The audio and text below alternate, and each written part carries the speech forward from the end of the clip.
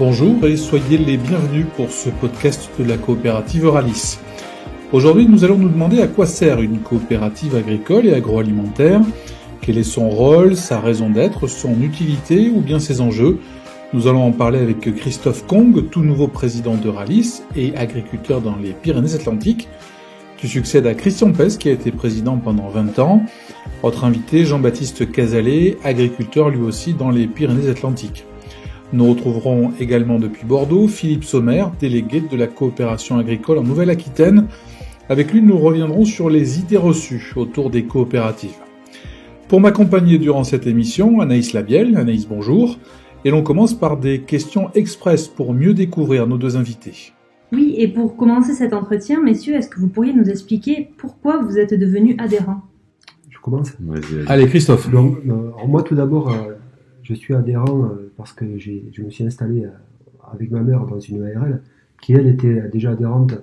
Et mon grand-père était adhérent, puisque le premier compte chez nous a été ouvert en 1938. Donc, on a connu la CACBA, la Coop de Pau et moi, Euralis. Et moi, ça fait 24 années que je travaille avec le même référent. Jean-Baptiste. Oui, pour moi, à peu près le même parcours. Moi, je suis adhérent puisque je suis installé en EARL avec mon père depuis 2017. L'exploitation est adhérente chez Euralis par mon grand-père.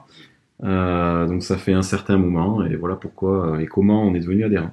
Si aujourd'hui je devais devenir adhérent, ça serait parce que la coopérative m'accompagne dans mes activités tout le long de l'année, en me fournissant les matières premières, en m'apportant le conseil et en étant, je dirais, mon bras commercial.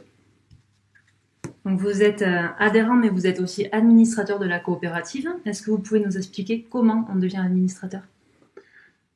Pour ma part, c'est l'inattendu. Je n'étais pas forcément tourné vers Euralis pour devenir administrateur, puisque ma formation est plutôt arboricole au départ.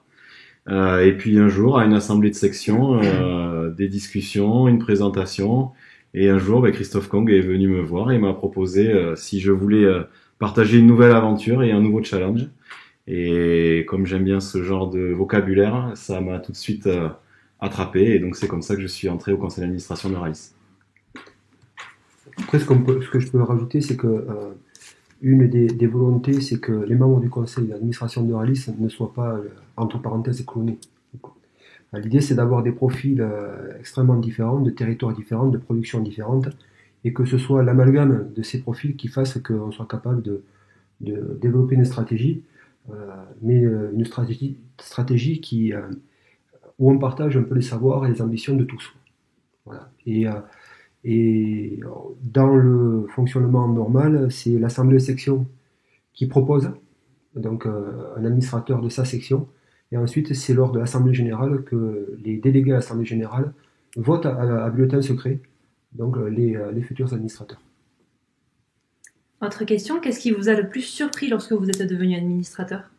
Ce qui m'a le plus surpris quand je suis devenu administrateur, c'est la complexité à devoir gérer un groupe dans son ensemble, avec les tâches très différentes et les filières différentes.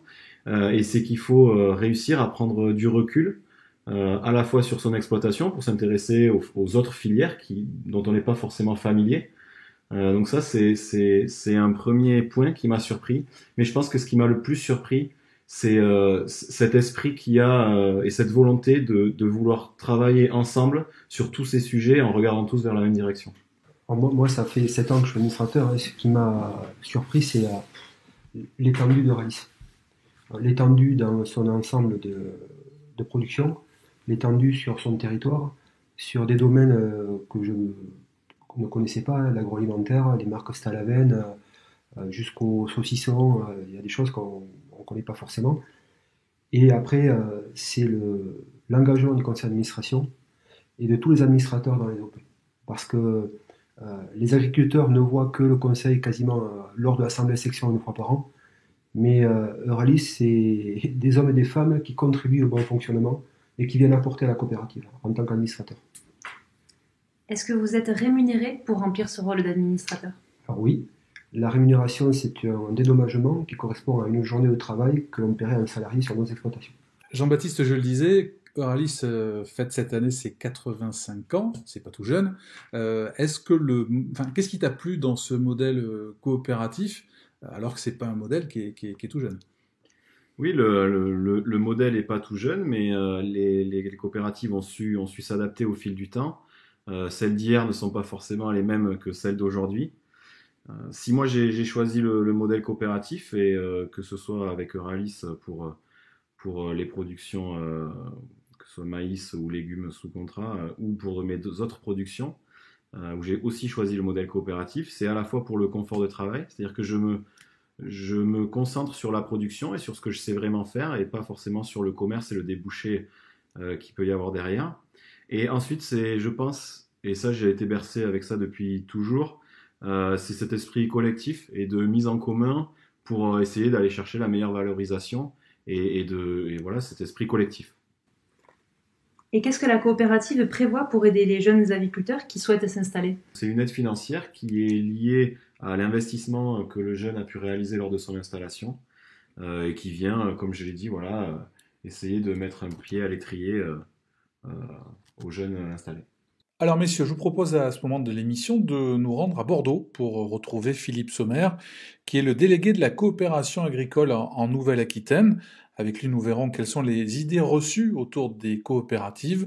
Mais tout d'abord, présentation un petit peu du rôle de la coopération agricole. La coopération agricole, c'est la fédération professionnelle des coopératives agricoles. Elle rassemble aujourd'hui 250 coopératives réparties sur l'ensemble de la région Nouvelle-Aquitaine et sur la plupart des filières agricoles régionales très diversifiées en Nouvelle-Aquitaine. On est à peu près leader dans de nombreuses filières. On est par exemple 65% de la collecte de grandes cultures et coopératives en Nouvelle-Aquitaine ou 60% en fruits et légumes. En Nouvelle-Aquitaine, c'est aussi 40% de l'agroalimentaire qui est détenu par des coopératives agricoles. Ce sont effectivement 3/4 des agriculteurs et 28 000 salariés pour la région. On va essayer de répondre à quelques idées reçues autour des coopératives, de ce qui se dit, et donc d'essayer aussi de préciser et de faire un peu de pédagogie autour de ce monde qui est pas forcément connu. Alors, première idée reçue, les coopératives n'appartiennent plus aux agriculteurs qui ne décident plus de rien. Il faudrait rappeler les fondements en fait d'une coopérative agricole. Ce sont des entreprises à vocation économique, mais qui ont un modèle d'organisation très particulier, dans lesquels en fait seuls les associés coopérateurs, les agriculteurs, peuvent détenir des parts sociales. En cela, elle n'est ni rachetable, ni opéable, ni délocalisable. Et en outre, dans le mode de gouvernance des coopératives, ce sont les agriculteurs, uniquement les agriculteurs, qui décident des orientations au travers de plusieurs instances, l'Assemblée générale, dans lesquelles ce sont eux qui votent à la fois les comptes, le quitus et qui élit le CA. Et le deuxième organe majeur de gouvernance d'une coopérative, c'est le conseil d'administration, qui est également constitué exclusivement d'associés coopérateurs. Et c'est lui qui est en charge et responsable de la décision de gestion, de la stratégie de la coopérative. Tout agriculteur qui a envie de s'impliquer au travers du conseil de section, de sa participation active aux AG et éventuellement au conseil d'administration pèsera très fortement sur les orientations et les décisions de la coopérative agricole. Deuxième idée reçue, les coopératives sont devenues, alors pas toutes, mais des mastodontes. Aujourd'hui, on le rappelle, et le chiffre est à peu près le même en région Nouvelle-Aquitaine ou au niveau national, 85 à 90% des coopératives sont des PME, c'est-à-dire qu'elles ont moins de 250 salariés. Donc c'est au contraire de ce qu'on peut imaginer, plutôt des petites structures très réparties sur les territoires, puisqu'elles sont à 85% avec un siège en zone rurale.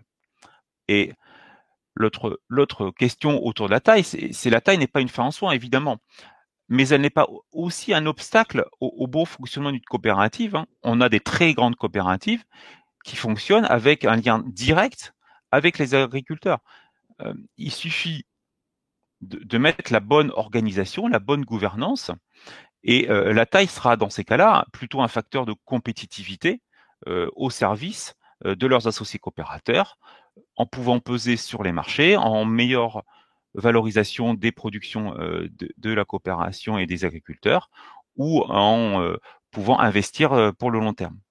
Troisième idée reçue, les coopératives n'ont aucun intérêt pour les jeunes. Aujourd'hui, on le voit très bien que les valeurs qui ont sous-tendu à la création de ces coopératives, les valeurs de solidarité, de mutualisation, d'entraide, sont des valeurs qui sont très actuelles. On le voit bien au travers de l'économie sociale et solidaire qui est extrêmement plébiscitée, des coopératives d'ouvriers, des coopératives de salariés qui sont aussi très plébiscitées, qui sont dynamiques en termes de création en termes de création. Et on le voit, le modèle n'est pas du tout dépassé. Il faut par contre que les coopératives s'adaptent dans les solutions qu'elles apportent aux jeunes. Et si je reviens un peu aux jeunes, aujourd'hui, le métier d'agriculteur est extrêmement complexe. Il y a la conduite technique de l'exploitation, la gestion économique, le choix des orientations stratégiques. Je vais vers le bio, vers HVE, vers d'autres certifications, quel type de production. Il faut optimiser sa commercialisation. Et cela, ça requiert un très grand nombre de compétences. Et aujourd'hui, un certain nombre de jeunes veulent également un peu plus de temps pour vivre comme tout le monde. Et la coopérative, en apportant un certain nombre de services, en apportant un certain nombre de compétences à ces jeunes, permet de répondre à ces nouvelles aspirations. Et à côté de cela, la coopérative met souvent en place des outils d'aide financiers, techniques, pour accompagner les jeunes. C'est ce qu'on appelle les chartes d'installation. Et là-dessus, avec ces outils-là, on répond véritablement à une demande des jeunes et à un véritable intérêt pour s'installer en coopérative. D'ailleurs, aujourd'hui, 8 jeunes qui s'installent sur 10 continuent d'adhérer à la coopérative de l'exploitation du cédant. Comment vous voyez l'avenir, non pas de Ralis, mais du secteur coopératif, justement? C'est un secteur qui va connaître un développement par rapport à tout ce que vous venez d'expliquer. Aujourd'hui, la crise du Covid a remis sur le devant de la scène la question de la souveraineté alimentaire des Français.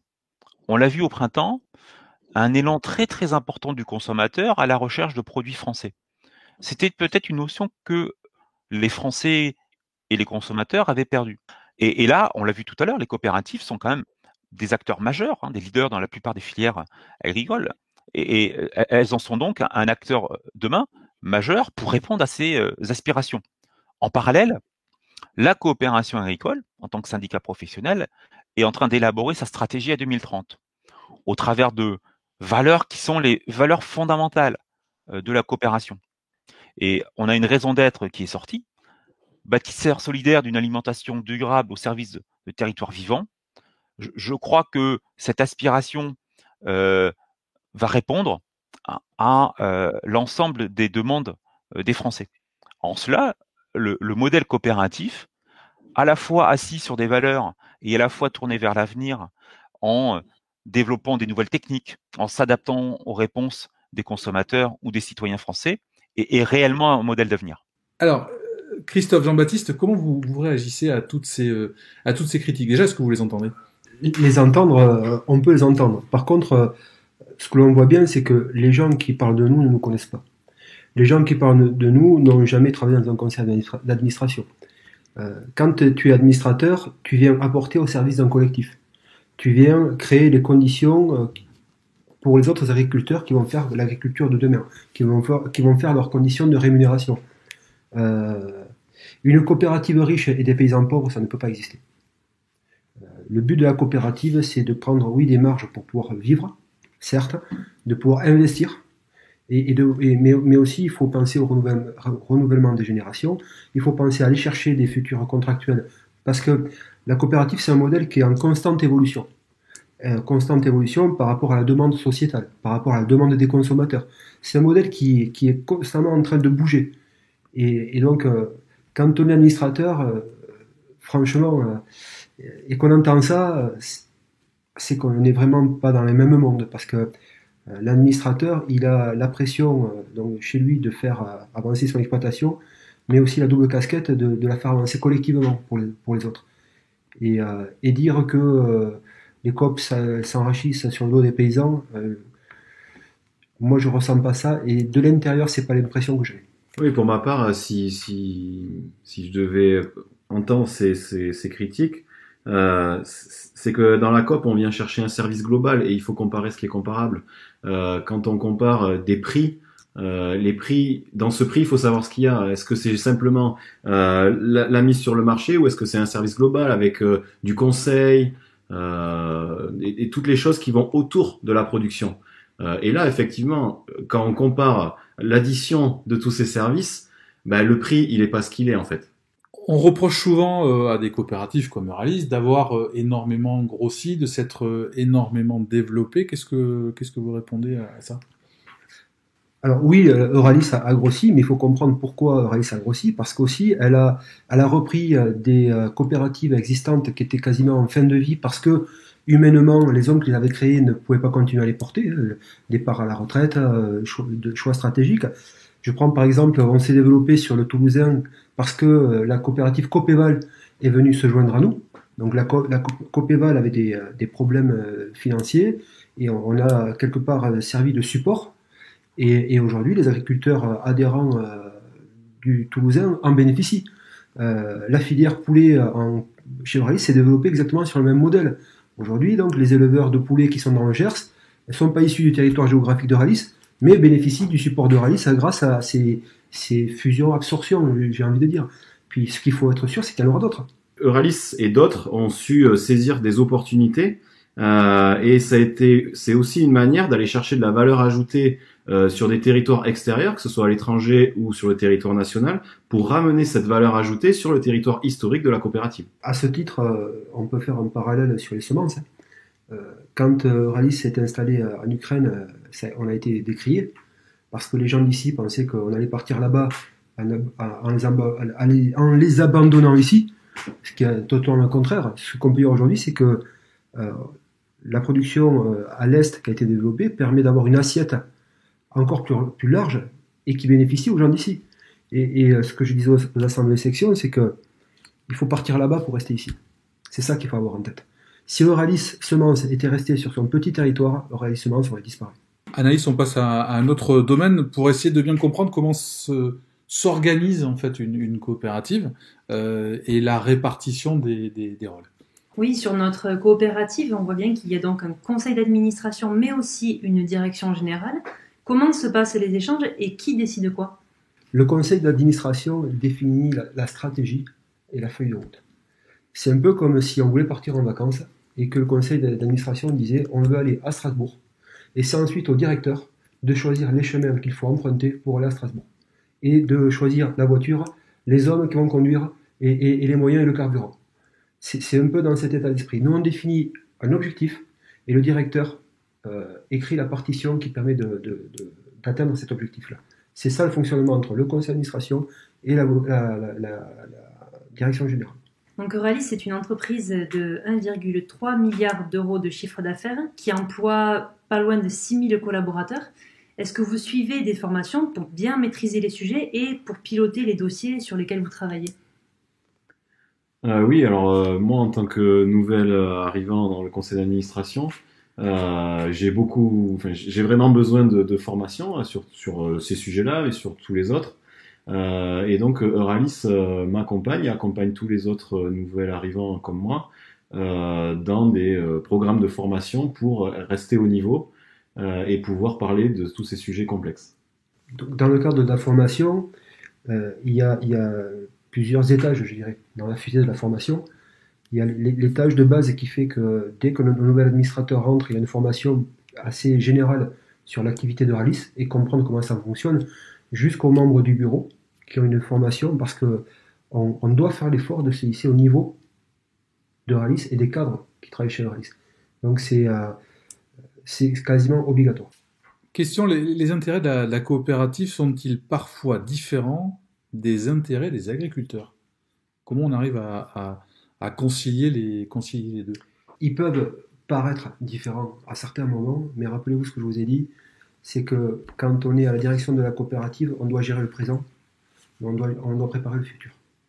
Et très souvent, on ne peut pas tout distribuer parce qu'on doit payer les récoltes, entretenir l'existant et investir pour demain.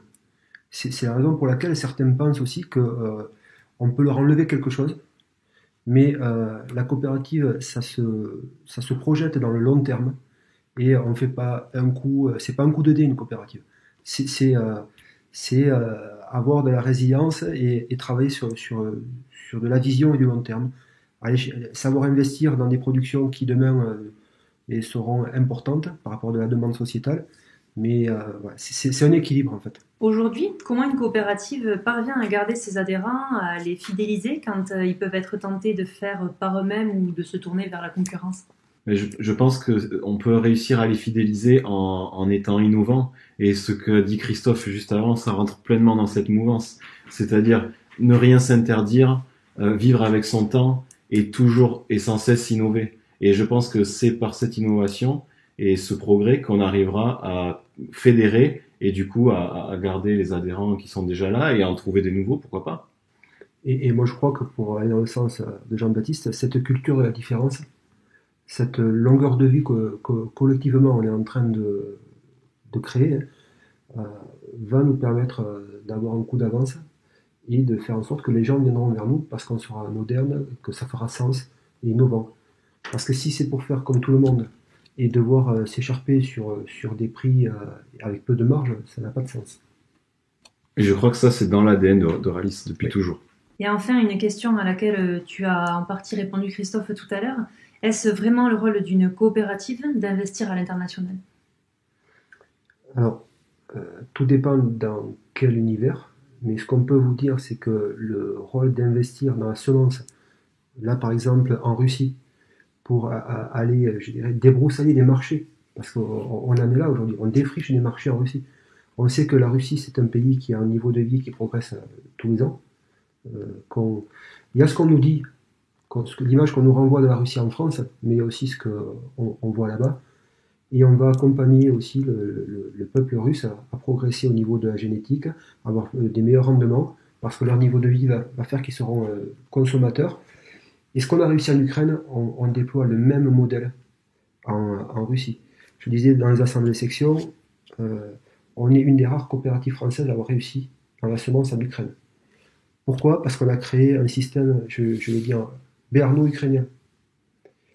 Il y a des gens d'ici qui sont allés travailler là-bas, des gens de là-bas qui sont venus se former ici, des gens de confiance, et on est en train d'appliquer le même schéma en Russie. Et ce qu'on sait, c'est que quand on travaille avec des Russes chez eux, ils sont toujours reconnaissants. À quoi ressemblera Euralis en 2030? Alors, Euralis, c'est d'abord bâti sur le blé. La CACBA, c'est coopérative céréalière. Ensuite, des hommes sont allés aux USA et ont ramené les premiers hybrides. Et Euralis s'est développé sur le maïs, avec la semence de maïs, parce que ça correspondait à une attente. Il y avait une politique agricole commune qui protégeait les marchés intérieurs, donc il fallait produire en Europe. Aujourd'hui, toutes ces barrières douanières ont été levées. On est face à de l'importation massive de denrées standards. Donc il y a travailler sur la segmentation des marchés. 2, je pense qu'on a un rôle à jouer dans la lutte contre le réchauffement climatique et tout ce qui va tourner autour de la décarbonation de l'industrie. Donc ça va être part de la production d'énergie renouvelable à partir de panneaux solaires, d'hydraulique, d'éolien ici je pense pas, mais de méthane, voire de biomasse, voire aussi produire des cultures qui stockeront du CO2 pour compte, puisqu'il y aura une mise en marché. Ça va être aussi dans le cadre de la gestion de l'eau et de la maîtrise de l'eau. On sait que l'eau, il va y en avoir, mais elle ne va pas tomber toujours quand on le voudra. Donc on doit travailler à l'efficience de l'eau, c'est les enjeux. Tout ce qui est produit au biocontrôle, tout ce qui est méthode de traitement alternative, puisque on travaille sur des matériels innovants avec des startups. Et l'objectif justement de la coopérative, c'est que chaque adhérent puisse avoir le service le plus high-tech possible et que le progrès soit accessible à tous. Et ensuite, je pense qu'on va avoir aussi des productions très en proximité par rapport à des clients consommateurs qui vivent autour de nos zones de chalandise, mais aussi des productions en proximité de nos clients transformateurs. Et ça, avec de la contractualisation et des enjeux HVE3, des concepts un peu environnementaux et qui seront surtout durables. Parce que je pense qu'avec ce qui se passe sur la Covid, il se peut que durablement on ait moins d'échanges intercontinentaux comme on a pu le voir, et que donc on va fixer des zones de consommation autour de nous, et on le voit aujourd'hui avec l'essor des points verts. C'est un constat. Et je pense que ça va continuer à s'accentuer. Donc ça, c'est pour les productions agricoles. D'un point de vue alimentaire, puisqu'on a aussi une partie assez forte là-dessus, et voire même une partie recherche et une partie semences. Alors, je vais parler d'abord de la partie alimentaire. Ce qu'on peut constater, c'est que on est sur les produits, sans conservateurs, sans nitrites ajoutés. Donc on rentre dans ces nouvelles gammes de produits qui sont censés être plus sains, qui sont plus sains. Ça, c'est pour la partie Stalavelle, donc boucher traiteur et plats cuisinés. Ensuite, on a la partie foie gras, où là, je pense que du foie gras, il s'en mangera toujours, mais qu'il y aura peut-être moins de clients. Donc on doit aussi adapter un modèle de production plus élitiste pour faire que ce produit regagne son rang. C'est un produit de luxe, de fête, et qui, pour moi, ne doit pas se brader, qui doit se payer au juste prix. Donc on va travailler en ce sens-là. Puis après, pour revenir aux semences, quand on voit la lutte contre le changement climatique, la génétique va prendre tout son sens, et on se doit d'être acteur et pas spectateur.